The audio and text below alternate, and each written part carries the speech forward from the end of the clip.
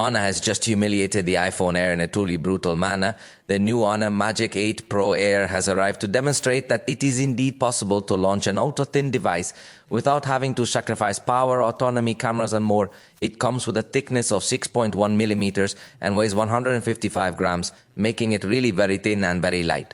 Although it is not the thinnest device in the world, I believe that being in the range of 6 millimeters makes it quite attractive in this regard.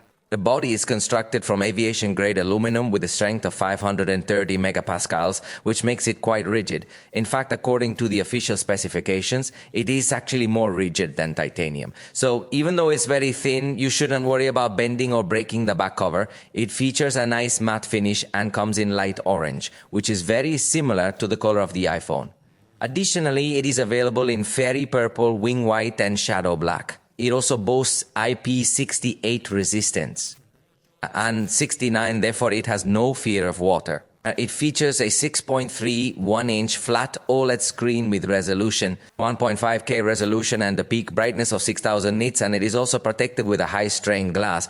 However, they do not specify which type of glass it is. But unlike other slim devices, the standout feature to me is the camera. In this case, it does not compromise, unlike the iPhone Air, which has just one camera, or the Galaxy S25 Edge, which features two cameras.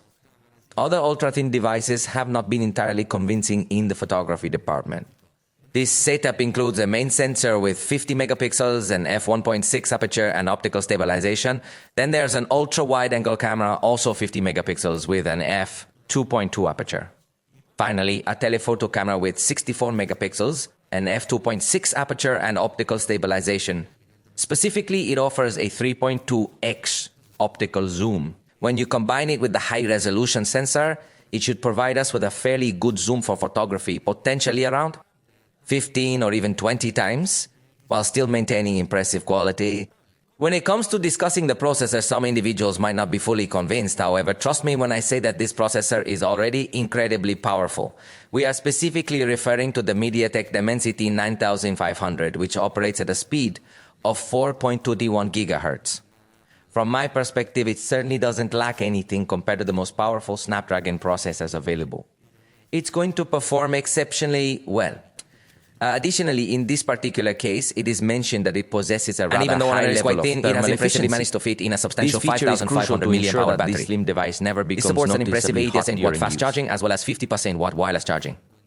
Additionally, it features an ultrasonic fingerprint reader along with a physical side button specifically dedicated to artificial intelligence functions. However, it's important to remember that when it comes to artificial intelligence features, you often have to wait for the global launch. This is because the functions available in China can be significantly different from what's offered in the global version. Actually, the same situation might occur with the battery, and indeed we are not even certain if this device will have an international release. For the moment, it has been revealed domestically only for China. It will come in models with either 12 or 16 gigabytes of RAM and storage options of 256, 512 gigabytes, or even up to a terabyte. The price for the most basic configuration begins at 4,999 yuan, which is approximately $715 at the current exchange rate. Although keep in mind that prices in this region differ from those elsewhere. It appears that this device is currently considered the top ultra-thin available.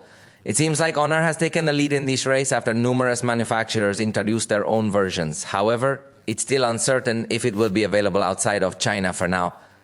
What are your thoughts on this? Do you believe that this ultra-thin finally adds some value to the category? Or do you still think they are unnecessary?